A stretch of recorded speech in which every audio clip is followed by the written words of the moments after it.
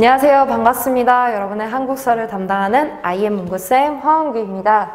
지난 시간에 이어서 오늘은 고려 후기의 무신 정변과 또 원나라의 침략 간섭기에 대해서 함께 흐름을 보고자 합니다. 잘 따라와 주세요. 한국사는 IM 문구쌤.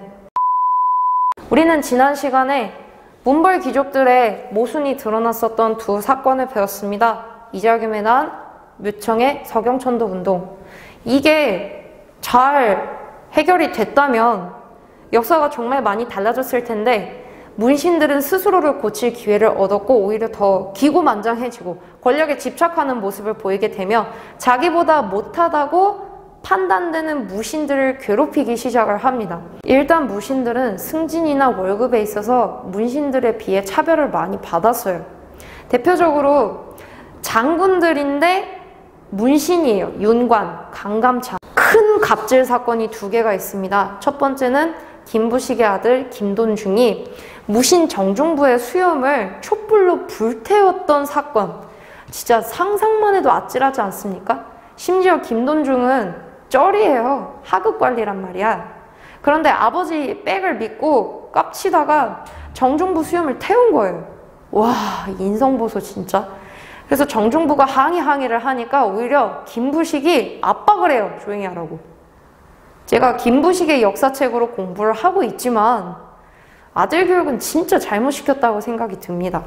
그 다음에 두 번째, 당시 고려왕 의종은 정치보다는 시집고 노는 거를 좋아를 해서 문신들이랑 되게 가까이 지냈는데 보현원에 행차를 해서 문신들이랑 술 마시고 노래하고 춤을 추고 시를 짓고 무신들도 같은 신하잖아요. 근데 걔네들은 보디가드만 하는 거야. 얼마나 억울하고 속에 열불이 나겠어요. 또 보통 축제나 이런 데 가면은 춤이랑 노래로 누군가가 나와서 흥을 돋우면 되게 재밌잖아요. 무신들에게도 너네 뭔가 겨뤄봐서 흥을 돋워라 라고 합니다. 그래서 높은 직책이었던 장군 이송이 젊은 무신이랑 겨루게 된 거예요. 그 손을 팡팡 치면서 마치 태견처럼 막 이렇게 겨루기를 하는 수바퀴를 하게 되었는데 아무리 직책이 높고 경험이 많은 장수라 해도 피가 끓는 청년을 힘으로 밀어붙이기에는 무리였던 거예요. 그래서 사료에서 보면 이 이송이 도망을 갔다. 뭐 어쨌든 도망을 정말로 갔든 아니면 이렇게 좀 넘어졌든 그건 배려를 해줄 수 있는 부분이잖아요.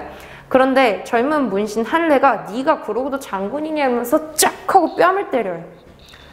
야, 이래서 사람은 진짜 착하게 살아야 되는 게 그 모습에 빡이 쳤던 무신들이 결국은 보현원에서 가슴 문신 새끼들 다 죽여버려! 이러면서 무신정변을 1170년에 일으킵니다. 무례하게 굴었던 한례는 결국 철퇴를 받고 죽어요. 이래서 진짜 갑질을 하면 안 돼요. 내 눈앞에 있는 누군가는 남의 집 귀한 자식이고 나 또한 귀한 자식이라는 거를 서로 배려하면서 이렇게 알아야 돼요. 여러분들도 차별당한 기억이 있으면 굉장히 기분 안 좋잖아요. 이 권력에서 소외되었던 무신들이 정변을 일으켜서 의종을 폐위시키고 자기 입맛에 맞는 왕을 올리는 거죠. 그동안 권력에서 소외가 되다 보니까 권력을 잡으니 정신을 못 차리는 겁니다. 그리고 정변은 하극상이에요. 밑에 있는 사람이 윗사람을 엎어버리고 자기가 권력을 잡는 거야. 이들은 또 힘으로 이야기하는 사람들이잖아요. 여기 보시면 교과서를 참고해서 그리긴 했습니다만 이이방, 정중부, 경대승, 이이민, 최충원, 최호 엄청 많이 바뀌어요. 무신정권 초기에는 원래 무신들의 회의체였던 중방을 중심으로 권력자들이 다툼을 하다가 바뀐 상황을 이야기를 해요. 그래서 경대승 때에는 하도 암살 위협이나 이런 거에 시달리니까 보디가드 단체인 도방을 결성을 해요. 다만 이이민 때는 이게 없어지고요. 또 이이민은 천민 출신이에요.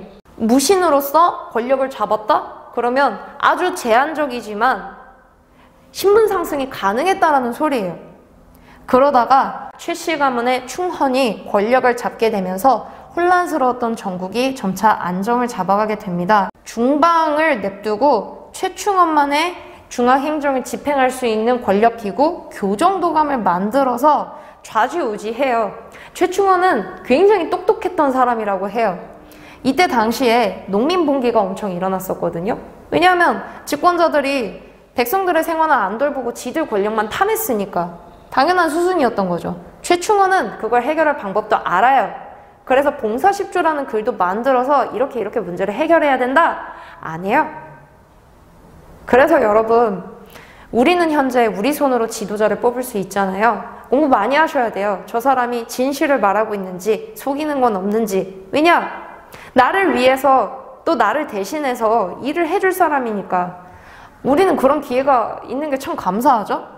그리고 이 최충원의 아들인 최후 때에는 자기 집에다가 인사권을 행할 수 있는 기구 정방과 또 무신들이 아는 게 없잖아요. 그래서 정치 행정을 다루고 글을 이렇게 다뤄야 되는데 할 줄 아는 게 없는 거야. 그래서 살아남은 문신들 중에 유능한 사람을 등용을 합니다. 그게 바로 기구 서방이에요.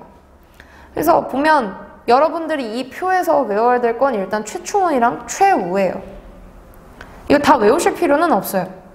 또 최충원 때는 경대승 때 만들었던 도방을 다시 부활을 시키고, 또 최후 때에는 나중에 몽골과 항쟁에서 활약을 했었던 좌별초, 우별초, 신이군의 삼별초를 결성을 해서 자기 권력 기반을 아주 튼튼하게 하는 거죠. 이때의 외교 관계는 끝판왕이었던 몽골이 대대적으로 쳐들어옵니다.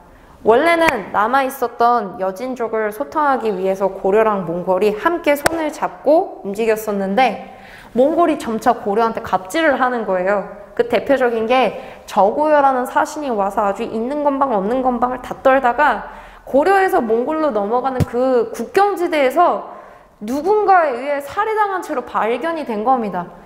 야, 지금도 다른 나라 외교관이 우리나라에서 큰 사건이 일어났다? 진짜 아찔하거든요. 그런데 죽었네? 원인도 모르고? 그래서 1231년 몽골의 칭기스칸이 이걸 빌미로 해서 고려를 뿌악 하고 쳐들어옵니다. 이때 집권자가 바로 최충원의 아들인 최후였습니다. 그래서 최후는 우리 수도 개경 좀 냅두고 쟤네가 유목민족이니까 배를 못 타봤잖느냐, 우리 강화도로 수도를 옮기자 그래서 남들이 다 반대를 하는데 강행을 해버려요. 그리고 거기서 항전을 시작을 합니다. 장군 출신이라서 열심히 전쟁할 줄 알았는데 성의 문을 꼭 닫고 나오지를 않고 버티는 거예요. 그래서 사실 몽골이 쳐들어왔을 때 활약을 했었던 거는 가장 밑바닥에 있었던 백성들과 노비들이었습니다. 이 승려였던 김윤후와 그 지역 처임 부곡의 백성들이 지금 현재 용인 에버랜드 근처거든요. 처인성에서 몽골의 대군을 맞이했는데 이 김윤후가 스나이퍼예요. 활을 정말 잘 쏴요.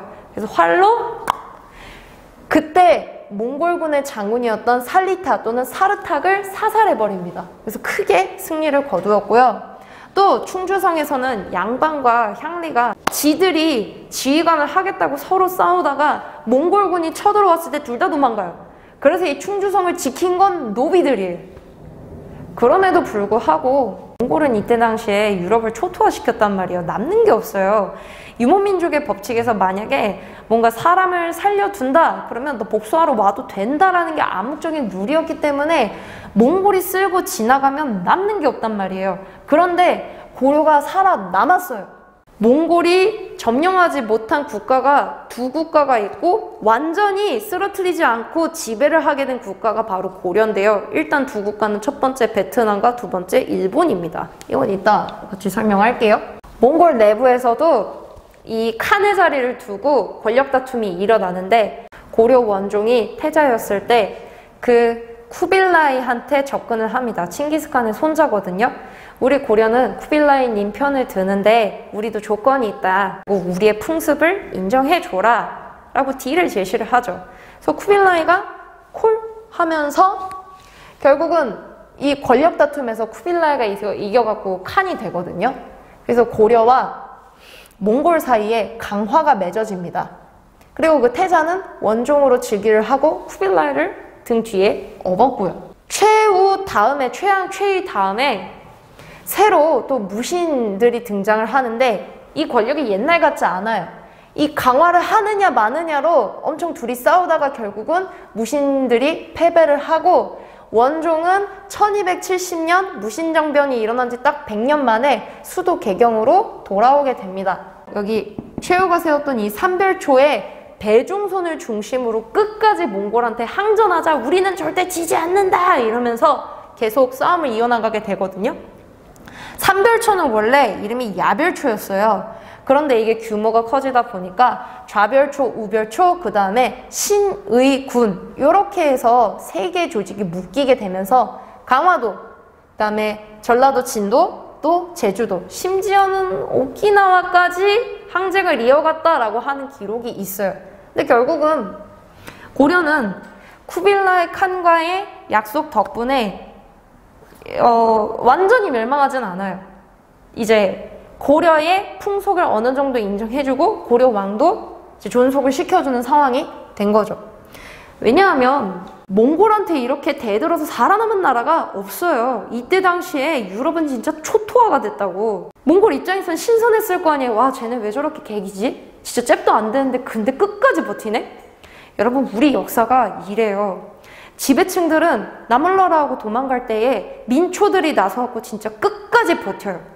그 모습이 나중에 병자호란, 정묘호란, 또 신미양요, 병인양요 이런 사건 등에서도 보이는 거죠. 1270년 고려 정부가 강화도에서 개경으로 다시 돌아오면서 원나라의 간섭이 시작되었습니다. 일단 원나라는 우리나라 땅에 일본을 정벌하기 위해서 정동행성을 설치를 하고 여몽연합군을 꾸려서 일본 가마쿠라 막부를 칩니다. 다만 바다에 상륙하기도 전에 태풍으로 한번 휩쓸려 나가고 바다에서 또는 땅에서 교전까지 했지만 태풍 때문에 큰 피해를 봤습니다. 그래서 일본 가마쿠라 막부에서는 이 태풍은 신이 보내주신 바람이야 하여 가미카제라고 하는데, 태평양 전쟁을 할 때 자살특공대의 이름을 이걸로 붙였었죠. 그 좋은 이름을 왜 그렇게 사용을 했을까요? 일본 정벌이 실패를 했다. 그러면 정동행성을 없애야 되잖아요. 그거를 계속 고려에 남겨두고 그 안에 있는 이문소를 통해서 고려의 내정을 깊이 간섭합니다. 그리고 고려의 영토를 원나라가 원하는 대로 조물락조물락 하기 시작했어요. 북진 정책의 기지였던 서경에는 동령부, 화주 지역에는 쌍성 총관부, 또한 제주도에는 탐라 총관부를 세워서 이 제주도에 조랑말들을 키우는 목마장을 만들었습니다. 원나라는 고려에 공녀, 환관, 매, 금, 은, 인삼 등 각종 곡물들을 요구를 했습니다. 어쨌든 우리 원나라가 너네 고려의 편의를 봐주고 있는 거 아니냐. 왜냐고? 너네는 고려 황제의 사위, 즉 부마국이니까 어디 장인어른이랑 사위랑 같은 격을 써? 말도 안 되지. 그래서 그때부터 고려 왕들은 앞에다 충, 땡, 왕 이렇게 이름을 붙이기 시작했습니다. 애초에 고려의 왕자들은 원나라에 일찍 볼모로 가서 거기서 살아요. 그러다 원나라 황제가 봤을 때 다음 고려왕은 쟤로 하면 되겠군. 그렇게 해서 선택된 사람들이 고려왕으로 오게 됩니다.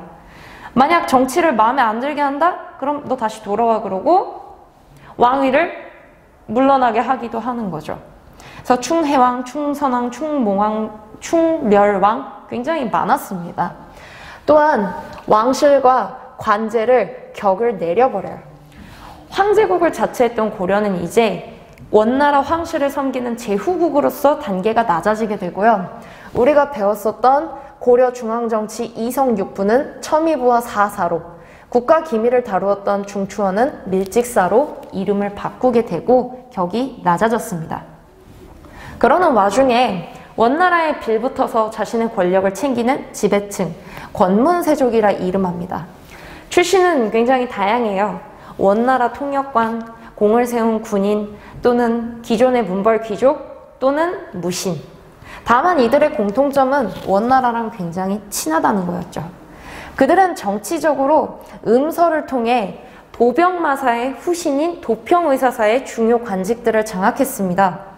고려 전기에는 도병마사가 재신과 출신이 모여 회의를 하는 임시기구였는데 이제는 전쟁이 계속 일어나니까 아예 상설기구화가 되어버린 거죠. 그리고 또한 최후 때 만들었던 인사기구인 정방을 장악을 했습니다. 그럼 왕은 자신이 어떤 개혁을 할 때 원하는 사람들을 등용한 게 아니라 권문세족들로 드글드글드글 하게 된 거죠. 경제적으로 그들은 국가의 땅을 자신의 소유로 만들어서 큰 농장, 대농장을 세웁니다. 거기에 가난한 농부들이 자기에게 빚을 지게 만들어서 그걸 못 갚았다. 그럼 너 내 노비해. 이러면서 양민들을 노비로 만들어서 사육을 시켰고요. 또한 이때 고려의 국가 종교였던 불교는 권문세족과 붙어서 부정부패를 자행하기 시작했습니다. 이거는 문화사 파트 가서 다시 설명해 드릴게요. 그러다 보니 사회적으로 지배층들은 몽골의 풍속을 따라하기 시작했습니다. 이걸 몽골풍이라고 그래요. 몽골의 옷을 입고 몽골식 머리 모양을 하고 우리가 많이 봤었던 전통 혼례에서 신부가 쓰는 족두리와 찍는 연지 곤지, 또 사극 드라마를 보면 마마, 그 마마라는 용어도 원나라에서 온 거예요. 또 선생님이 제일 좋아하는 만두랑 설렁탕, 이것도 원나라를 통해서 고려에 들어온 겁니다. 그래서 굉장히 심각했어요. 다만 고려의 풍속도 원나라 황실 수도에서 유행을 했습니다. 다만 고려의 풍속도 원나라 황실과 수도 북경에서는 유행하기 시작했습니다. 그걸 고려양이라고 하는데 그럼 헷갈리시면 안 돼요. 고려양. 고려의 어린 여자아이들을 공여로 원나라가 요구를 하니까 딸을 빼앗긴 아버지와 어머니들의 슬픔이 극에 달합니다. 그래서 그들을 보호하기 위해서 아주 어린 나이에 시집을 일찍 보내버리는 거죠. 조언이 유행을 합니다. 이거는 우리가 여러 나라의 성립을 할 때 옥저의 민며느리제랑 조금 결이 비슷할 수도 있어요. 그러다 보니 정치는 개판이고 지배층들은 자신의 사리사욕을 채우고 답이 없는 상황이었겠죠. 그 와중에도 비록 우리 고려가 현재 원나라의 지배를 받고 있지만 우리가 할 수 있는 현실 안에서 고칠 건 고쳐보자 하는 충렬왕이 등장을 합니다. 내가 완벽하게 성공은 못하더라도 고려의 자주성은 반드시 회복시키리라, 이런 마인드로 말이죠. 그래서 원나라 황제에게 고려 왕이 정동행성의 장관을 겸직할 수 있게 허가해 주십시오. 받아내요. 또한 동령부, 서경과 탐라총관부, 제주도 영토를 다시 회복을 합니다. 그런데 원나라 황제 입장에서 봤을 땐 나대네? 그래서 결국 충렬왕은 다시 원나라로 끌려갈 때도 있었어요. 다만 이 충렬왕이 원나라 수도 대도, 즉 베이징에서 만관당이라는 장소를 만들어서 원나라 성리학 학자들이랑 친해지고 교류하고 고려에 있었던 학자들을 불러서 공부를 시키고 그들을 소개해주고 그런 중요한 역할을 한답니다. 잘 기억해두세요. 그래서 시간이 지나면서 14세기가 됩니다. 이 원나라 황실에서도 점점점 부정부패가 자행되고 황위 다툼이 심해지게 되니까 힘이 약해지는 거예요. 원나라의 지배를 받고 있고 차별에 신음하던 한족들이 들고 일어나 반란을 일으킵니다. 붉은 수건을 두른 적 홍건적입니다. 그러던 와중에 고려에 새로운 왕이 등장을 합니다. 그는 공민왕이었습니다. 원나라의 노곡대장 공주와 혼인을 하고 고려로 돌아와서는 내가 원나라의 힘이 점점 약해지는 걸 봤는데 그럼 고려의 힘을 우리가 다시 키워볼 수 있지 않을까 하면서 반원자주, 망가진 고려의 내부 정치를 개혁하자, 이 두 가지 목표를 가지고 개혁 정치를 실시합니다. 일단 고려의 가장 큰 암덩어리였던 정동행성의 이문소를 없애버려요. 자, 이 이문소를 얘기하려면 이 기씨 가문을 빼놓을 수가 없는데 고려에서 원나라로 끌려갔던 공녀 중에 기씨성을 가진 공녀가 원나라 황제의 사랑을 받아 아들을 낳고 황후 자리에 오릅니다. 그게 기황후예요. 그러면 그 여자의 가문 사람들이 이 어깨가 높아지고 콧대가 이렇게 솟았겠죠? 그러면서 우리나라 고려 안에서 대표적인 권문세족으로서 갖은 횡포를 다 부립니다. 특히 그 오빠 기철은 아주 난리도 아니었습니다. 그래서 공민왕은 그 기씨 세력을 포함한 권문세족들 또한 원나라에서 고려를 간섭하는 이문소를 없애버리고 기처를 숙청을 합니다. 그리고 가장 중요했던 화주 지역, 이 쌍성 총관부를 공격해서 다시 되찾아옵니다.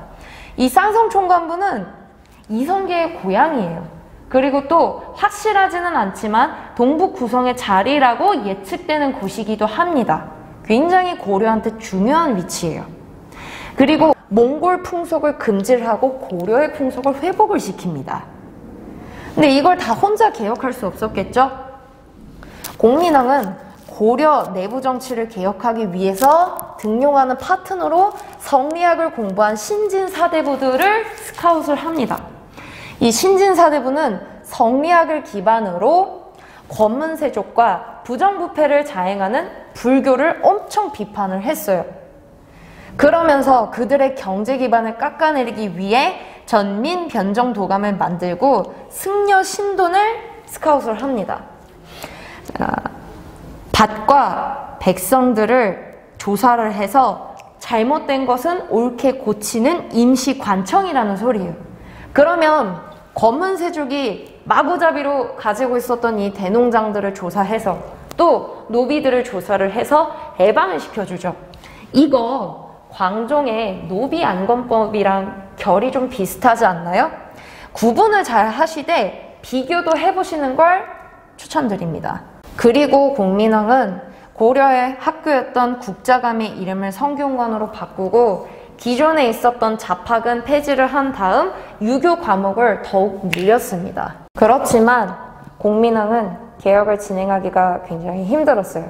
내부적으로는 권문세족이 심하게 반발했고요. 외부적으로는 원나라의 힘이 약해진 상황을 틈타서 개혁을 진행한 건데 원나라에 반대하고 원나라의 차별에 항의하면서 등장했던 홍건적과 왜구가 위 옆에서 빡 하고 쳐들어오니까 고려가 정말 혼란스러웠거든요.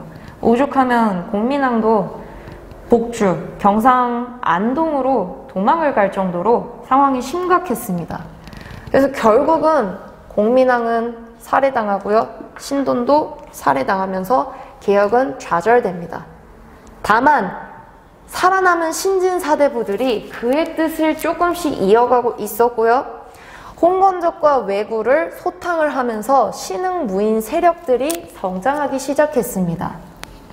그러다가 명나라가 등장을 해서 원나라를 북쪽 유목지대로 쫓아내고 고려한테 요구를 하는 거죠. 너네 원나라가 세웠던 쌍성총관부 그 자리 너네 거 아니잖아. 우리가 다시 가져갈게. 거기다 우리 천령위 세워야 되거든. 이러면서 고려한테 천령위 설치를 통보하자 우왕과 신흥무인 세력이자 권문세족이었던 최영이 이런 명나라 느적없는 요동지역 정벌하러 가자. 이제는 피할 수가 없다. 그러면서 진행을 하려 합니다. 그럴 때 신흥무인 세력의 이성계가 반대하거든요. 사불가론을 내세우면서 작은 나라가 큰 나라를 치면 안 됩니다. 그리고 지금은 여름입니다. 그 위에 두 가지 이유를 또 들면서 반대를 해요. 다만 군인은 위국헌식 군인 본분인지라 명령을 수행하여 위화도까지 갔는데 이성계와 급진파 신진 사대부들이 함께 연합을 하고 이성계가 위화도에서 회군을 하여 우왕을 치고 최영을 죽임으로써 권력을 잡게 됩니다. 그리고 권문세족들의 경제적 기반을 부셔버리기 위해서 과전법을 만들어 성리학자들 과전법을 만들어 신진 사대부들의 경제적 기반을 세워줬습니다. 그러다 1392년 고려를 멸망시키고 이성계가 조선의 태조가 되면서 길고 험난했던 고려의 역사는 이렇게 정리가 됩니다. 우리는 조선 역사는 참 많이 배우는데 전쟁을 숱하게 치르고 버텼던 고려의 역사는 생각보다 많이 배우지를 못했어요. 다만 여러분, 우리나라의 영어식 이름은 코리아, 고려에서 나왔잖아요. 그 고려 역사를 잘 공부를 해보시면서 나중에 여러분이 세계에 당당하게 나가셨을 때 고려는 우리의 역사고 고려는 고구려를 계승한 국가야. 고구려 영토는 우리나라 땅이야. 확실하게 발언할 수 있는 여러분들이 되시기를 진심으로 바라요. 오늘 수업 들어줘서 정말 고맙고요. 다음에는 고려의 사회와 경제, 문화에 대해서 살펴보도록 하겠습니다. 수고하셨습니다. 한국사는 아이엠 문고쌤.